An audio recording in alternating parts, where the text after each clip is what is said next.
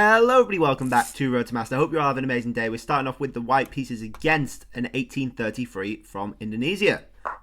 We have a Caro-Kann. You know by now, hopefully, what we do against the Caro-Kann. We have the two knights attack with a d4 push. Now, d4 is a very interesting line. It's not immediately bad, but if black keeps playing the way they do, it's not going to work out well for them, hopefully. And what we do here is 92. Now, pushing's tempting. It's very tempting. You look like you're getting tempos with a strong center. E5 eventually if you can get a knight c6. But the problem is, when you get to this position, we immediately just break up the pawn structure. We play a c3 ourselves. And this is just nice. And they commit to it. They commit to it. So the move here is just to take. At which point, it's almost like a Alpin Sicilian-ish. Slightly better for white. But pushing is the wrong thing to do. Trying to hold on to this d-pawn. Knight f4, you add two attackers onto this piece, this pawn, and yeah, it's not nice. c4 is the only way to hold on to the pawn. Then queen a4, check. It's over. You lose both of these pawns, and yeah, things aren't particularly nice for white, for black at this point. So yeah, I'm super happy with this. And if you watched my Caro-Kann theory video, you would know this is all main line. If they push d4, you know, it's not ideal one bit. I think we can just take this pawn as well. Nothing's stopping us. The question is, do we take with the knight or the queen? I think we can just go ahead and take with the queen, right? Or the bishop's an interesting choice. Or the bishop is an interesting choice.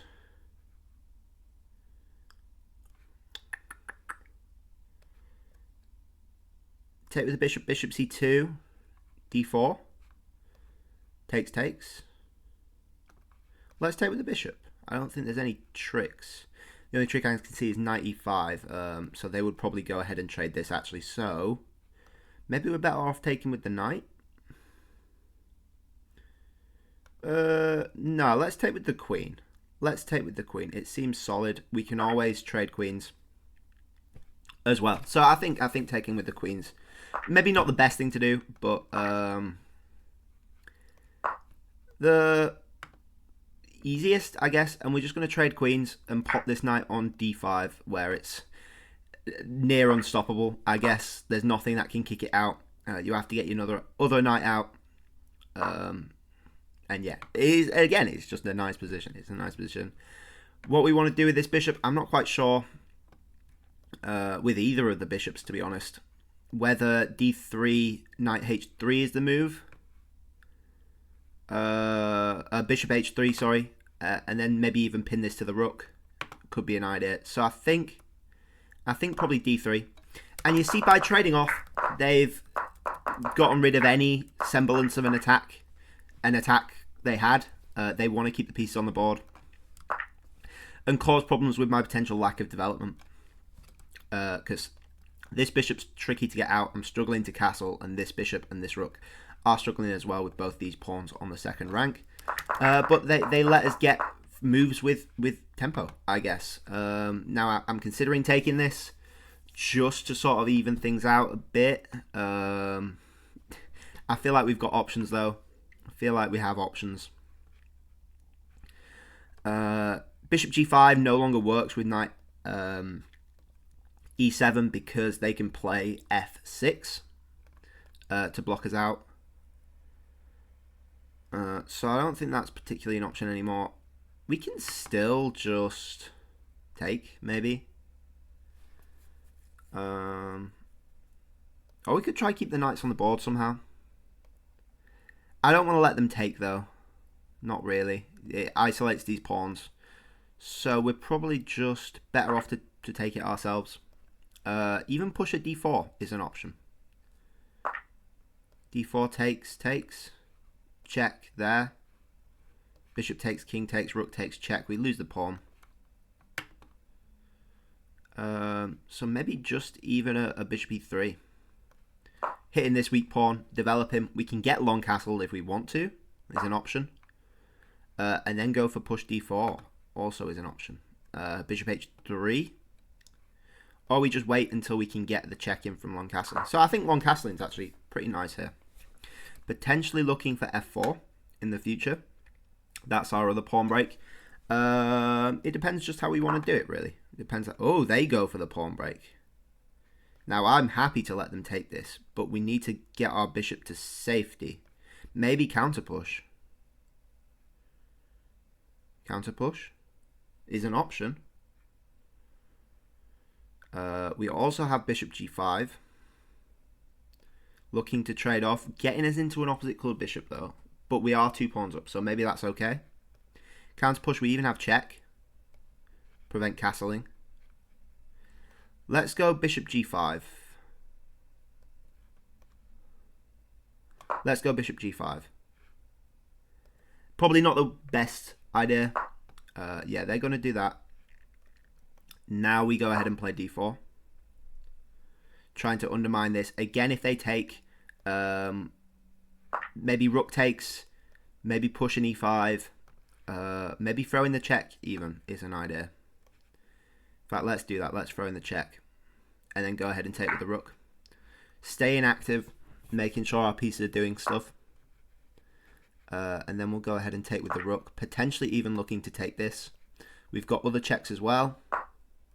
And we are going to have to take this knight, unfortunately. Unless we want to throw in one more check for the road. But nah, I don't think so. We've got the open file easily. We've got an active bishop. What could go wrong? What could go wrong in an opposite coloured bishop endgame, you know? We'll find a way. We will find a way. They're looking for g4, which is interesting. I want to check and go rook d7. Try get this king away from the bishop. Ooh, we also have potential ideas of e5 here.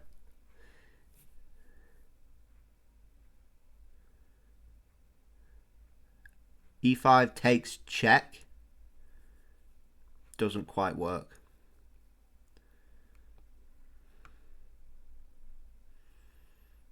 Do we just trade off the bishop? No, I think we go rook d7. I think we go rook d7. The pawn pushes again, we just leave. There's no need unless they get this h-pawn in the game. Which point we might have to take. They're going there, which is interesting. Now I really want to push e5 to try win this bishop. In fact, that does win the bishop. e5 just wins the bishop. Brilliant. Then we're not in an opposite coloured bishop endgame anymore, which is just what we want. There are no squares the king can go to hold this bishop, so this is resignable here. Takes, we just take with the king. Go to c2 once they get their other rook in the game. And we're just happy. We are just happy. Up a piece. Up 2 pawns. Devastating, if I do say so myself. Take the free bishop. They're trading off. They're still playing on. Looking to potentially flag us. Is that not mate? Amazing. Amazing. And you see the power of the 2 knights attack. It's devastating if they don't know what they're doing. And this is a very tempting line to go into as well. Very tempting line to go into. I've actually had this over the board a couple times. We got 92.7% accuracy against the 74.8. Where are we? 2350 versus a 2000. Still, they play pretty well. 74.8 is not a slouchy accuracy. But anyway, I went over this in my Caro-Kann video. The reason this works is because it's so tempting to push. It's so tempting. You think you're getting such a strong center, but you're just not. You're just not tactically. It doesn't work because of this beautiful c3 move. And if you're going to remember anything from this video, c3 is the thing to remember. So important. Otherwise, you're getting kicked about, and it's not nice at all. At all. And then again, takes is fine for black. You know, if you want to, takes is fine. But it's not the sort of position Caro-Kann players like to play. You know, it's basically a Sicilian. Basically a weird Sicilian, but they've not developed anything, and we've developed 2, 3 technically pieces. So it's just nice. This is plus 0.8. So yeah, just nice. Yeah, knight f4, all theory, just take. And it is actually better here to take with the knight, which is interesting.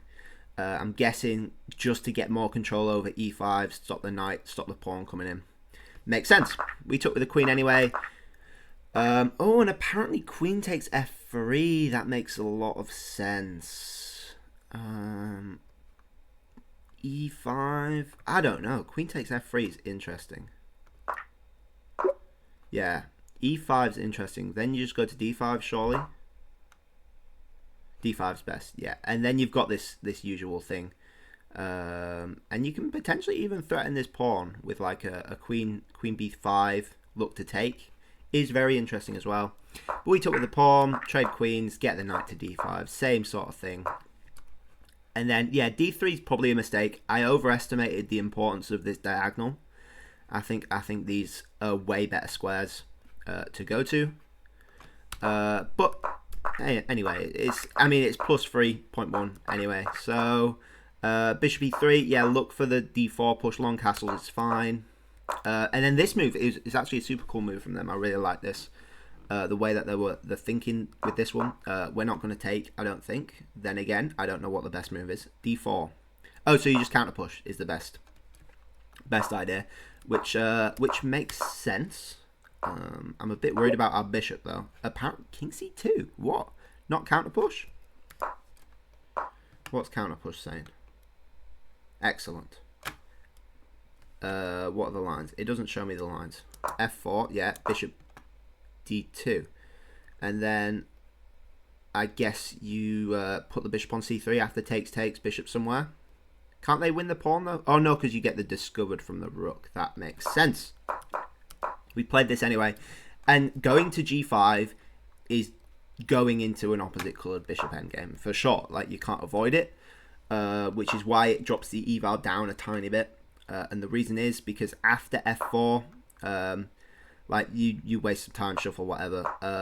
You're getting your bishop trapped if you go here.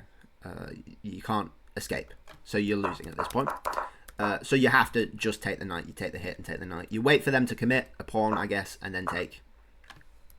But yeah, it's willingly going into it. But I felt we had the compensation to beat the opposite coloured bishop endgame. And actually takes with c is much better now that I think about it. You're looking for e5 and to win this pawn to keep the bishop pair on the board. It makes so much more sense. And then these two connected pass pawns are going to steamroll black. Usual stuff.